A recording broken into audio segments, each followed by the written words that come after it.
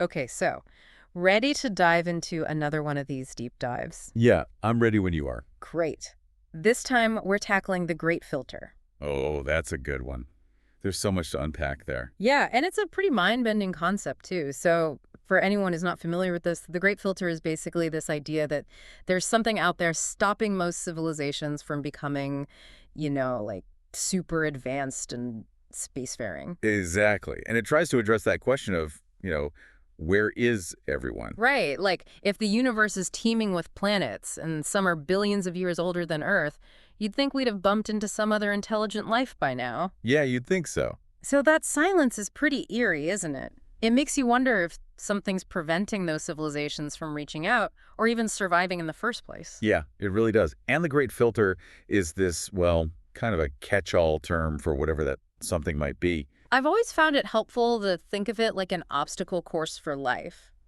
There are all these hurdles that any civilization has to clear to reach that point of, interstellar travel and galactic domination or whatever. Oh, that's a great analogy. I like that. And the Great Filter is that one really tough obstacle, the one that most civilizations just can't seem to get past. Right. And the big question is, where is that filter? Is it behind us or ahead of us? Yeah, that's the real nail biter, isn't it? If it's behind us, it means we're the exception. We've somehow managed to clear a hurdle that wiped out countless others. Which would make us incredibly lucky, to say the least. But also kind of terrifying, right? Because if we're the exception, it makes you wonder what happened to everyone else. Exactly. It raises some unsettling questions. And if the filter is ahead of us, well, that's a whole other level of scary because it means there's something out there that's going to stop us in our tracks, maybe even wipe us out entirely. And we might not even see it coming. It's a bit of a bleak thought, but I think it's important to explore. Because if we can understand the potential threats, maybe we can find ways to avoid them. Absolutely. Knowledge is power, especially when it comes to existential risks. So let's start by looking at some of the things that could be lurking out there as potential great filters. Okay, sounds good. I think it's helpful to think about the steps that any civilization would need to take to become, well, like us. You mean like technologically advanced and capable of space travel? Right. So the first hurdle is pretty obvious. Life itself has to emerge. That might seem like a given, but when you think about the sheer complexity of life and the precise conditions it requires, well, it might be a lot rarer than we think. Yeah, I can see that. Even on Earth, life took billions of years to arise, and it might have been a fluke, a 1 in a billion chance event. Right. So maybe the first step, the emergence of life from non-living matter, is the great filter for most planets. Makes you appreciate our little blue marble a bit more, doesn't it? It really does. But even if life does arise, that's just the beginning of the journey. The next hurdle is evolving from those simple, single-celled organisms to something more complex, like the plants and animals we see around us. So, like making a leap from bacteria to dinosaurs, it's going to be a pretty big leap, right? Huge. It's a massive evolutionary transition. Especially when you consider that it might have happened only once in Earth's history. That's what's so mind-blowing about evolution. There are all these different possibilities, all these branches on the tree of life, but some paths are so improbable that they might only happen once. Exactly. So maybe that transition, the jump to complex multicellular life, is another potential great filter. It's like winning the lottery, but on a cosmic scale. And then even if you win that lottery, you've still got a long way to go. You're telling me there's still intelligence to worry about. Right, because not every complex organism evolves to be intelligent. In fact, intelligence might be more of a fluke than a rule. Especially when you consider how much energy and resources it takes to maintain a big brain. Yeah, I mean, look at us. We're constantly eating and thinking, and it's exhausting. It's a wonder we get anything done. Right. So maybe intelligence itself is a dead end for most species. Mm. It's a costly adaptation that doesn't always pay off in terms of survival. So it's possible that most life on other planets just never gets smart enough to even think about building spaceships and contacting other civilizations. It's definitely a possibility. And that would mean that those first few steps, the ones we've already taken, could be the great filter, the hurdles that most life forms just can't clear. And that would make us incredibly special, wouldn't it? The survivors, the lucky ones who made it through. But then that brings us to the other side of the coin, the possibility that the filter isn't behind us, but ahead of us. And that's where things get a little more unsettling. Yeah, because if there's a filter waiting for us down the line, it means there's something out there that's capable of wiping out even the most advanced civilizations. And it makes you wonder, What could be that powerful? What could be that universal? Yeah, it's a sobering thought. And that's why finding other life, especially advanced life, would be such a game changer, because it would give us clues about where that filter might lie. So if we find, say, microbial life on Mars, it would mean that the first step, the emergence of life, isn't the great filter. Right, because if life can arise in two places in the same solar system, it's probably pretty common throughout the galaxy. And if we find evidence of more complex life, maybe even intelligent life, on a planet orbiting another star, well, that would narrow down the possibilities even further. Exactly. It would mean that those early hurdles, the ones that took billions of years to clear on Earth, might not be the great filter after all. So each new discovery would be like a piece of the puzzle, helping us figure out where that filter might be hiding. And if we ever found evidence of a civilization that rose and fell before us, well, that would be a pretty big red flag. It would suggest that there's a point that civilizations reach, a level of development that triggers their own demise. And it would make you wonder, are we heading towards that same fate? It would definitely be a cause for concern. So the more advanced alien life we find, the more likely it is that the Great Filter is still out there waiting for us. And that brings us to the really big question. What could this civilization-ending threat be? What could possibly be so powerful, so universal, that it wipes out almost every civilization that comes along? That's the million-dollar question. Yeah. And it's one that we need to start thinking about seriously if we want to have any chance of surviving it. Yeah. Well, one pretty unsettling possibility is that it's technology itself No. that Wow. becomes the great filter. So, like, the things we create ultimately end up destroying us. I mean, it's a classic sci-fi trope, right? Nuclear war, killer robots, AI taking over. But is that really a realistic possibility? Well, it might be closer to reality than we think. Take AI, for instance. We're developing these incredibly powerful systems, but do we really understand them? What happens when we create an AI that's smarter than us in every way? Yeah, that's a bit unnerving. Can we be sure that its goals will align with ours?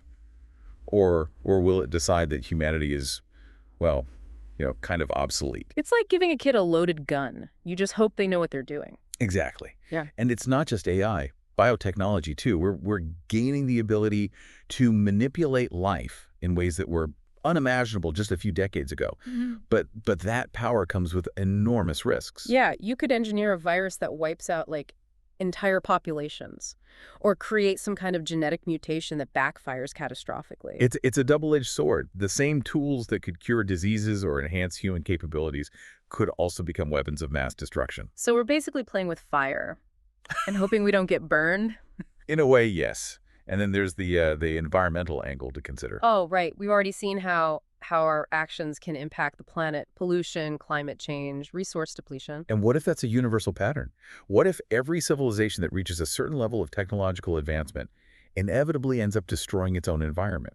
So it's not one big catastrophic event that does us in. It's more like a slow death by 1,000 cuts. Exactly. They pollute their atmosphere, they deplete their resources, they disrupt the delicate balance of their ecosystems, and eventually their planet becomes uninhabitable. They basically engineer their own extinction.